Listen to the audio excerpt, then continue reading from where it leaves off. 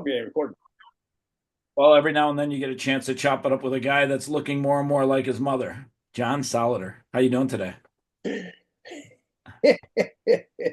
I I gave you the bait. I said, yeah, the more I look at these podcasts as I get older, the more I look like my mother. It's like, geez, I don't know if that's a bad thing or not. Shout It's out to just, Mrs. Solleder.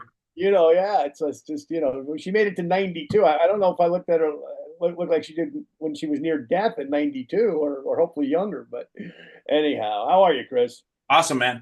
So tomorrow you're hosting a Zoom call, and today I wanted to just interview you and talk to you a little bit about how you're going to move forward in the network marketing space by doing something super innovative to create a feeder program for your affiliate program. Basically, a minor leagues where people can just get their foot wet, their toe wet into the business, earn a little bit of money, see a little bit of engagement of what's going on with the business, and basically join your clip farming army. And I want to talk about that today. And I want to talk about why it's so exciting for you to do something really unique that truly has, as far as I can see, never been done in the network marketing space. Yeah, well, look, I mean, I'm not an authority figure on this subject. Let's start there. Just to make it clear to everybody, I'm a guy that a year ago, if you said I would have said, I don't understand it. I don't want to understand it. I'm scared of it. Doesn't make any sense to me. And let's talk about last night's baseball or hockey game because it's more interesting to me. And then, of course, in late October, I got an email from some guy named Chris Champion telling me what a great podcast I had. I want to be a guest on it. And what I found out with AI was that AI has a lot of ability to communicate for you in a really good way. And turned out that email had been written by Chris's AI. And we wound up doing a podcast together and started liking each other and became friendly and started having some really good business dialogue. That by the end of the year, I decided to join his AI podcast search team, if you will, to promote not only me on other people's podcasts, but to get people on my podcast. And things started to mushroom. I mean, in a really positive way. Well, Uh, why don't you talk a little bit about that so that people understand how Champion AI has gotten you booked on, I think, unless I'm wrong, conservatively over 60 podcast interviews. Talk a little bit about that. easily, easily, yeah. I've been introduced to other podcasters around the world, not just here in the U.S., but around the world. Met some terrific people, by the way, terrific. I mean, I just as we speak here, it's Friday afternoon, May 2nd, before we do this call here tomorrow. And I just finished reviewing. I read this book while I was on my vacation in Costa Rica, The Only Witness, by a guy named Guy Powell, and doing an Oh interview with. yeah, that's a great book, by the way. Did you get through the whole book? Yeah, yeah, it's terrific. It's an easy read. But anyway, so I got through this. Guy is a renaissance man. He's an AI expert for huge corporations, but his hobby is the Shroud of Turin. He wrote a terrific book on this. Very entertaining, very interesting. A lot of history in here. Not all of it necessarily 100% accurate, because who knew? Thousands of years ago, some of these events, but really creative. And then also a guy named James Twyman. This guy's really interesting, Chris. I think I told you about him. He was Catholic. He became an Episcopalian. Huge fan of Saint Francis of Assisi. So he's a Franciscan monk in the Episcopalian Church now. But his real thing is he's a professional musician. And he travels the world to war torn areas, putting on concerts to just kind of distract people. He's just got a heart of gold. But he wrote a book about the last election and how polarized the United States is. And he actually traveled from Maine back to Oregon, where his church is, and interviewed people on both sides of the equation. Never gave his own political thoughts one way or another. Just kind of taking people's temperature and seeing how he could bring people together. So that's what I was doing this afternoon. It's a rainy Friday afternoon. I did a podcast at 1 o'clock, and then I said, let me finish both of these. I got a really super busy week coming up next week between podcasts and all my regular business activities, and of course we have this call tomorrow. But let me go back. So that's some context. That's how Chris and I know each other. Less than 6 months, and totally in awe of Chris's brain. under that huge melon of his that looks freaking like Sputnik. There's actually a lot of brain capacity, and he's always thinking. So I said to him a couple of nights ago, I said, one of the challenges that I have as a network marketer is social media. How do I get my message out there continuously and frequently? Keyword with Chris, and it's a great word, is frequency. How do I get out there so people start to identify me with a particular brand? Now, in my case, my brand, I've been marketing for 29 years, and I am very well represented with that particular brand. So I have a natural advantage in that respect that a lot of you may not have listening to this. But at the end of the day, I still got to work for my money. Okay, they don't line up outside my door to buy my product. So we're having this conversation. And then, of course, I do a lot of consulting in the industry, and I've got friends in other companies that have the same problem and same concern. And likewise, they're leaders. They didn't start their business last week. They, in many cases, have been there many years. So, for example, my friend Leslie, who's a top distributor over her particular company for 14 years, she has the same Shout problem. out to Les. Shout out to Neora. Yeah, Leslie Hawker, the great Leslie Hawker, and her beautiful husband Ron Forrester, my friend of many, many, many, many, many years. And so they have the same problem. And I was talking to my friend Jeff Weisberg, and he's over at Legal Shield, and he's got the same challenge. How do I get out there? Now he's not one of the top people. Okay, he was in that company and he came back to it, and I could go on and on and on with different scenarios in the network marketing space. So anyway, all that said, Chris came up with an answer for me that he hit me with at 10 o'clock at night, the end of the month. I'm closing out my business with Immunitech. I got stacks of papers, documents, and numbers on my desk, and he comes up with something, and he destroyed the rest of my night. And I thought I was going to go to sleep after month end, and I didn't. I didn't for a simple reason, is that I was so turned on by what he talked about. Okay, and that is this concept of kind of building a click farming army. A Now, lot of people just so we're clear, it's CLIP, CLIP, CLIP. clip, And CLI, yes, clip. and let's before you go any further, let's make sure that everyone understands what a clip is. So, in today's society, people would rather absorb a little bit of information, 30-second video, 60-second video, than watch an hour-long podcast interview. In fact, probably most people aren't going to watch this 15-minute conversation. They'll watch clips of this conversation. 98% of all content consumed on YouTube is actually shorts, which are 30-second, 60-second clips. And if you can literally give those clips to people and pay them to share them on their social media, that's what we're talking about when we talk about creating a clip farming army. So just so everyone's got that background. Exactly. So let's go one step further. So I was talking to my buddy this morning. Who? Okay. A guy named Jeff Weisberg. You don't know him. I don't think you guys have met, but Jeff, just like myself and like Leslie and Ron and Mark Zuckerbrod, who you'll meet tomorrow, and Keith Hooper. I mean, we all been in this industry, Shout out to Keith. 30, 30, 35, 40, 45 years. I guess Mark's probably the longest on that call. He's been in the industry with his first company, Herbalife, since 1980. So we're not kids. Here's another issue with all of us. We're old. Okay, by industry standards, we're on the tail end of our career, and yeah, we still need. John, when you say old, there's two types of old. Are you old or old as fuck? I'm both. I'm both. I would say that about anybody, my friends. Okay, but yeah, I qualify as both. I'll share the expletive.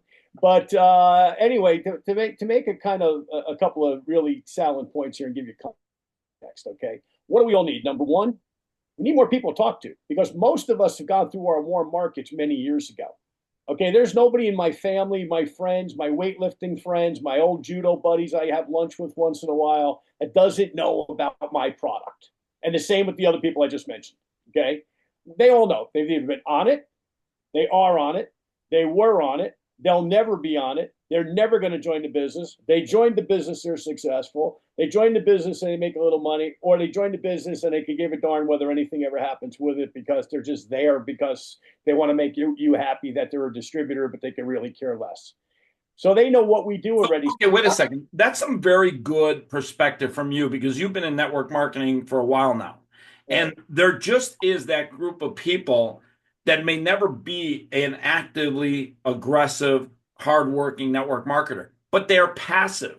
They can literally be on the fringe and they can still do things to help you generate retail sales by posting a clip of product and literally promoting it to their friends and their social media by just grabbing a clip, posting it, and putting some copy on there that's part of it, and getting rewarded on a small basis for doing that. Maybe it buys them $50 worth of Amazon for a month or $50 worth of Starbucks coffee for a month. And literally, you now engage your friends that help you build your business and your retail sales. Right. But anyway, so that's concern number one that most of us have. Okay, is we're not going to get a lot of new people from our personal contact capital. We just don't have them. They're just not there. Okay, so that's number one. And most of us, by the way, we're not super social animals. Everybody I just mentioned there, we're not super social animals. You know, we're not out at the bar on Friday night drinking and meeting new people. It's like we're old. I mean, we're you know, we've done that already. It's been a long time ago. Okay, so Again, verifying that you're old as fuck. there we go. OAF. Anyway, we're oafs. We are oafs. Okay, but now let's talk serious. Okay, so that's number one issue. How do we solve the issue? If there's a fire, I want to know where the fire escape is. What Chris is suggesting is a fire escape strategy, and what that fire escape strategy is, okay, is this clip farming. Now, what does that mean? Here's what it means to me, and I'm still learning this, folks. So, you know, a month from now, I will be a lot more of an expert than I am today. Well, you're just a private in the clip farming army right now. In a month from now, you'll be a general, and pretty soon you'll be a five-star general. I'll be General Patton in a month here. Okay, I mean, you should hear me talk about AI authoritatively in podcasting. Oh my Lord, you think I've been doing this 42 years, right? But okay, so here's what it basically does.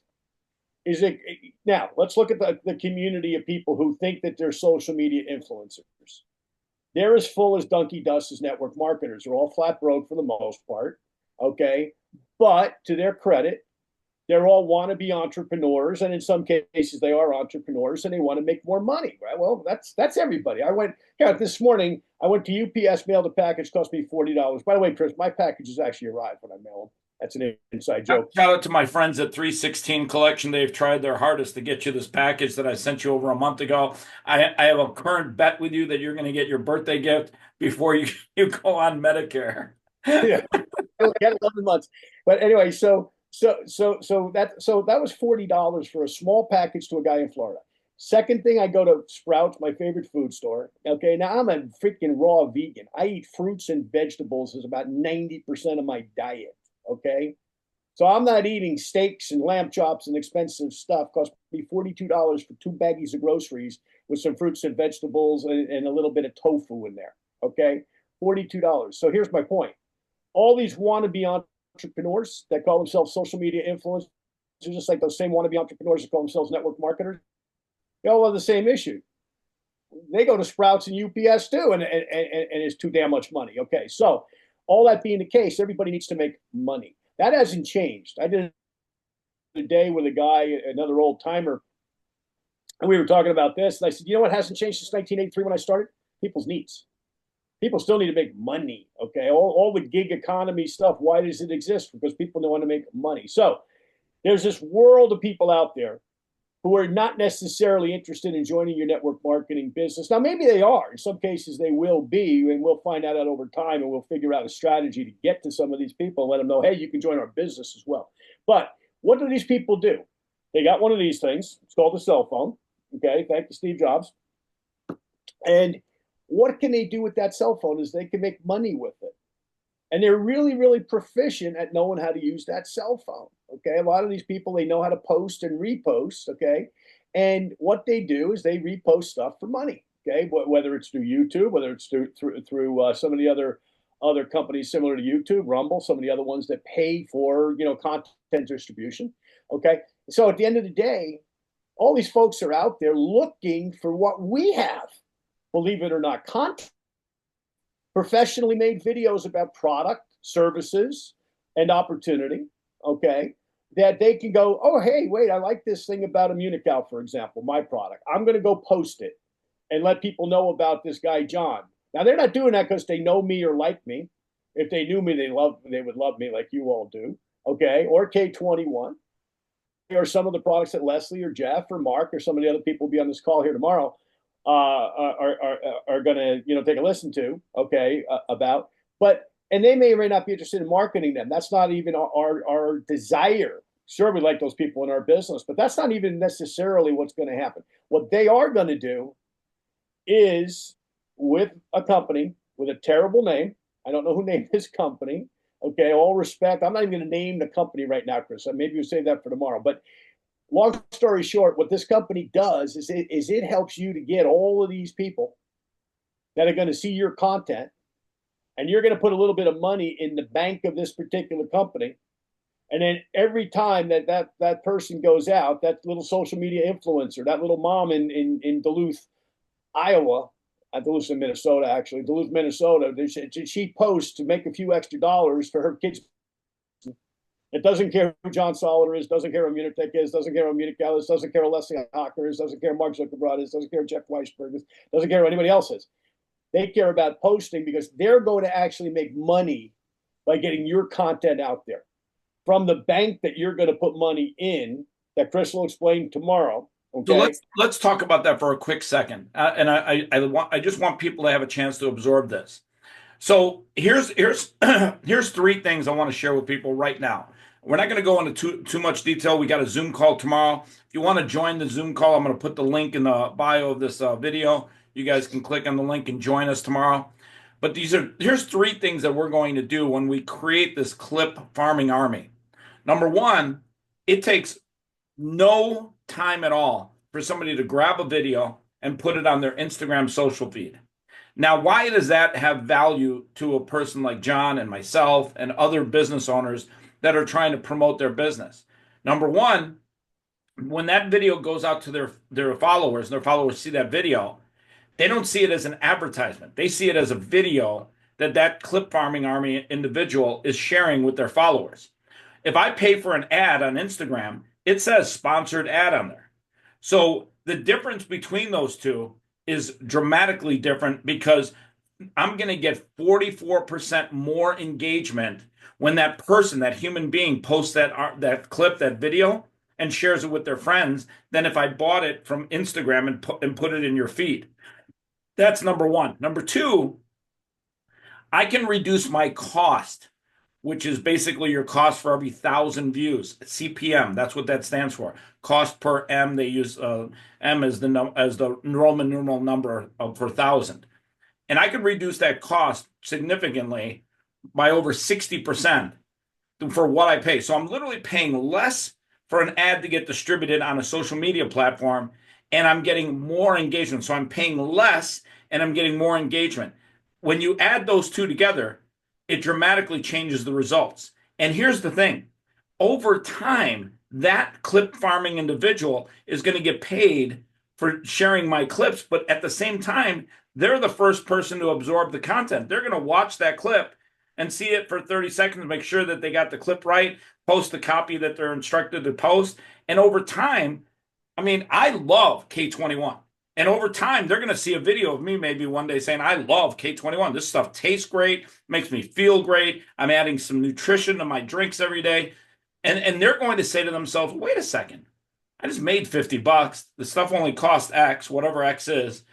I'm going to buy this stuff. I'm going to buy it at a discount because I helped sell the product for that guy, John, or I helped sell that product for that girl, Leslie, or I helped sell that product for that guy, Chris. So I just wanted to give people some context about why this makes sense, because you got to understand what the why is before you do anything with technology. A lot of people are like, hey, I want to do a funnel. And okay, great. What does the funnel mean? I'm going to buy ads and then I'm going to put it in my funnel. Well, then you got to keep buying ads. You got to understand your why. And our why here with the creating of the clip farming army is to help individuals and give them money that we would otherwise be giving to the platform. And in this case, let's just use Instagram. But there's other platforms that we'll use also. And that inherently, I think, is better because I would rather sprinkle ad dollars to 1,000 clip farming army people that are using that money for, I don't even care if it's for a Starbucks or something for their kids on Amazon or something for themselves, whatever. I think that that inherently is a better business model because now you're rewarding people for sharing the news of your product versus rewarding a technology company who doesn't give a fuck about your product. Shout out to Mark Zuckerberg. And Chris, I'll add to that. Okay, is the fact that this is a challenge for most of us because we all, look, all kidding aside, okay, I look at some of the younger people in network marketing. For example, Jeff Weisberg Which is told me basically everybody, right? just about. Jeff, there's a guy with Isogenics who's in his 90s who's still one of the top earners, believe it or not. I just became What's his Facebook. name? What is it? James Smith? Bill Smith. Shout out to Jay Smith. Oh man, he's still going strong. He was a butcher in Pennsylvania for years. I met him years ago, and he was like, I don't know, 80 then, and so he's got to be in his 90s, still going strong. God bless him. And by the way, there's others in some companies. You'd be surprised you get around some of these companies, and like how you're. Look, one of my top guys, Wally Corral, will be 82 this month. You met Listen, let Wally. me help you out, John. As much as you joke around how old you are, every morning when I get up around 4:30 or 5:30 or 6:30 in the morning, and I just think that I'm texting somebody that's asleep, and I send you a note just to share some information, I get an answer right back because, oh, I'm at the gym, I'm walking the dogs, I'm out and about, I'm in my cold plunge stuff. You are not dead yet. You are alive and well. You are crushing life. Oh And, no, and as much as we're joking around about being old, I'm not kidding you. You have no. insane work ethic and energy. Age is a statistic. That's all it really is. It's really how you feel, how you act. But this identifies a big problem in our industry. When I look at, like, for example, my friend Jeff tells me about this fellow that's with Melaleuca, who's got a system where he's got all of these social media influencers. I said, that sounds terrific. How many social media influencers do I know? Zero. Okay. How many network marketers do I know? Millions around the world. How many social media? Zero. And then I look even in my own company. Okay, I've got a doctor who's done very, very well with social media, but he's a doctor with a very scientific product who speaks two languages. Okay, and he's done very, very well. Okay, God bless him, Dr. Ruben Restrepo. Okay, he's doing a great job. What Okay. up, Ruben? So everyone in these companies, Chris, has, they've got the guy or they got the girl or they got the. By the way, not to interjecting him, but this is actually grapefruit juice from Whole Foods with K21 inside of it. Yep. Yep. And that's what it looks like. It literally is amazingly healthy and good. It is. No, I think it's helped you quite a bit, and that's one of our products. But just to go one step further, okay, the need for this is huge. Okay, because we don't know, all of us that are a little bit, more seasoned, let's call it. Okay, we don't have those people, and even if they're young and in our lives, they don't like network marketing for the most part. Okay, they look down on it. I'm not going to do what grandpa did or what dad does. Okay, that was a good business for you. It's not a good business for me. So how do we get those younger people out there working with us? Okay, is once again, this is the way. Look, this might be an avenue that's kind of weird. It's kind of coming in through the back door. They might come in through the back door, do a lot of social media marketing, and then all of a sudden go, to Chris's point, that product sounds pretty cool. Maybe I can sell that. Well, why not sell it for yourself? What are you selling it for me for? Sell it for you, right? You know the people, okay? But here's the other thing, audience expansion. All right. One of the things that I do with my podcast is if I get on your podcast, the first thing I do is I say, hey, Chris, by the way, I have a podcast. By the way, it's called Leaving Nothing to Chance. And I'd like you to be a guest on my podcast because I'd like us to share audiences. Why? Because your audience is not my audience. My audience is not your audience. But what happens is when we get together, right, 1 + 1 = 3, there's this unification, if you will, of audiences, okay, that then hear both of us. All right. And what's come of that already? I've already done something where a red light therapy bed, or a couple of them been sold in Mexico City. Okay. As a result of doing that with some people. I'm working on some people going to a thing in Utah. Okay. A big yoga retreat in September that a bunch of women are going to that I've communicated with and coordinated. By the way, I'm not getting paid any of this stuff at this point. I could maybe, I don't know. But at the end of the day, it's my contact capital that I made through this that I go, hey, you ought to know this person over here. and they get together and they do a little bit of business, right? Well, that's kind of what I see this leading up to with what we're going to be talking about tomorrow. By the way, tomorrow's the first conversation about this. Okay. It doesn't mean this is a final product. So if you listen and you go, well, you don't have all the answers. Okay. And there's a couple of you I'm talking to because I know the way you are, you're going to be asking 57 questions. We may not be able to answer them. Okay. This is going to be. John, that's actually a great point, and I got to share something with you. So I've been researching this process for about a month and a half now. And there was a big problem with this process, and that was fraud, where people basically consumed your ad budget and generally posted clips that were watched and engaged with by the North Korean clip farming armies, which doesn't do you any good. You don't give a fuck about North Koreans.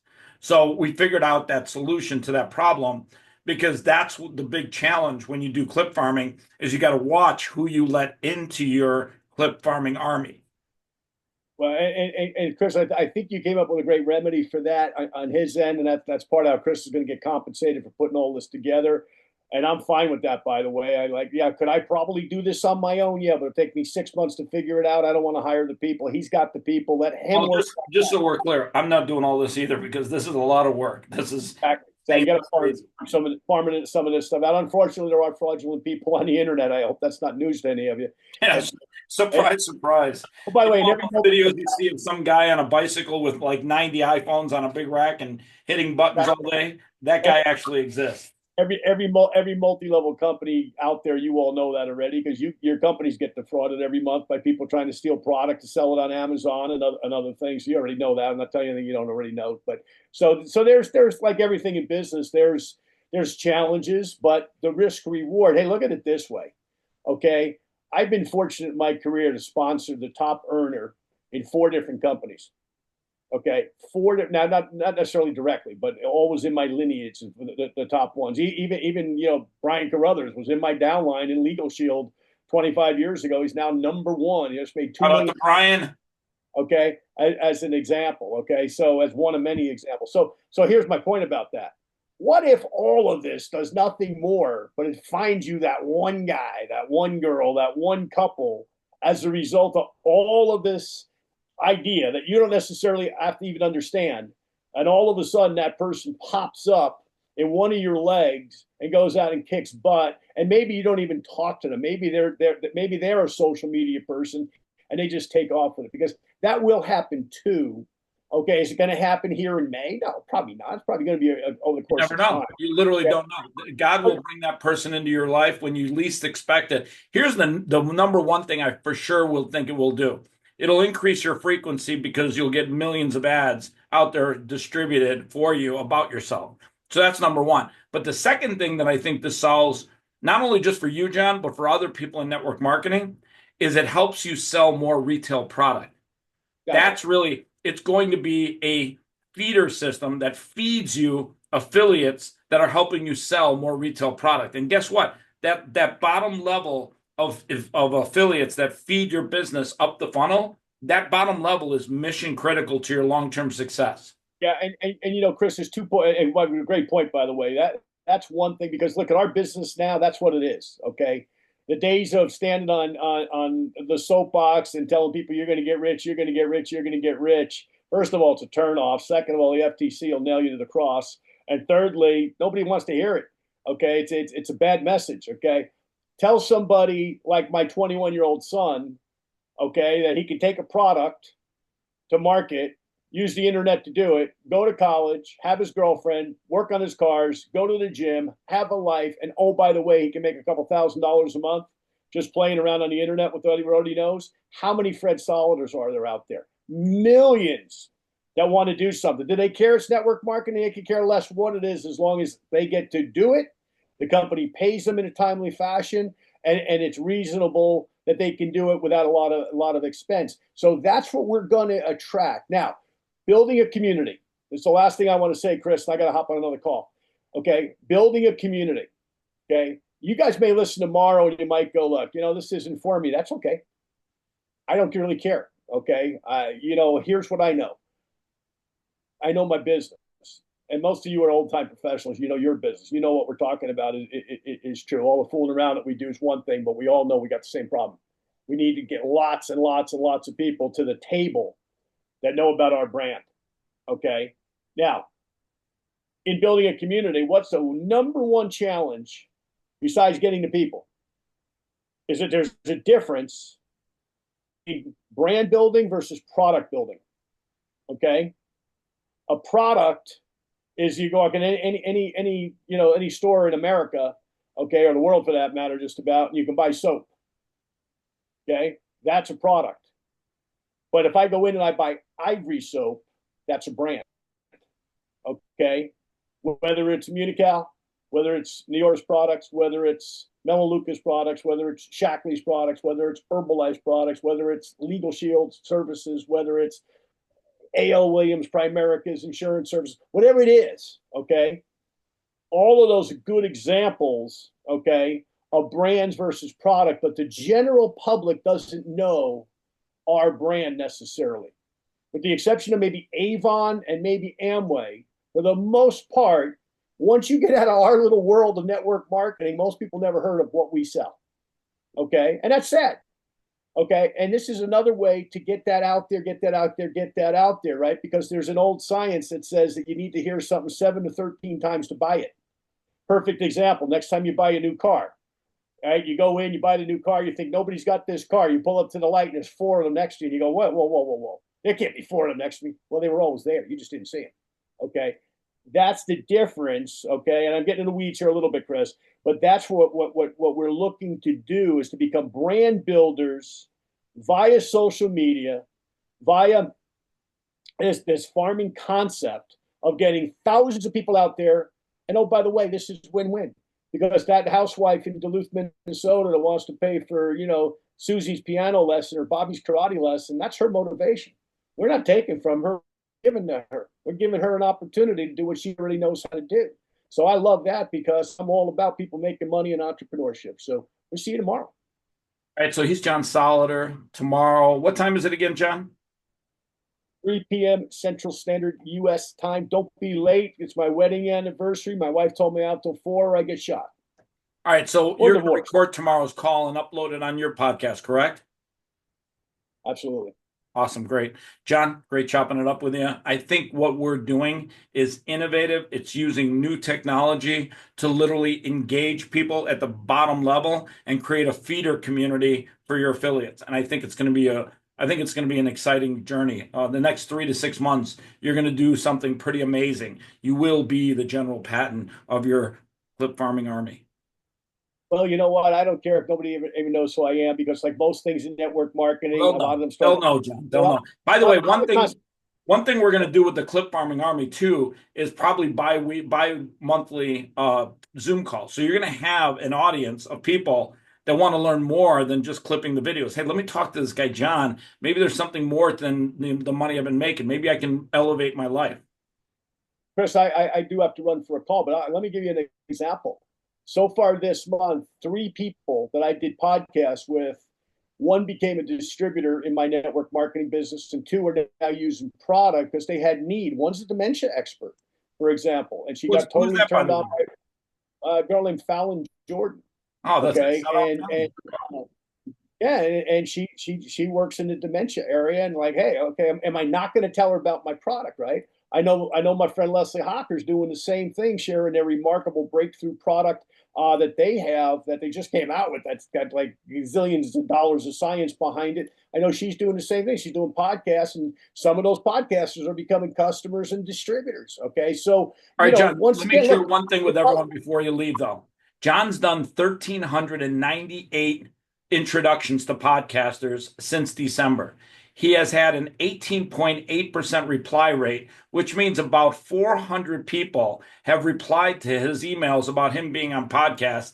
And I'd be willing to bet you've done close to 100 interviews since December. Between me interviewing others and them interviewing me, and like I said, a lot of times it's flip flop. They like Fallon interviewed me. She met me through the AI. She interviewed me one day. I show, and she went right away. She booked. Literally got off the call. She booked the next day. I interviewed her, and now we've become friends. By the way, I got some new friends, and so that's a whole nother issue. New people make life more interesting. So there you go. All right, I'll talk to you soon.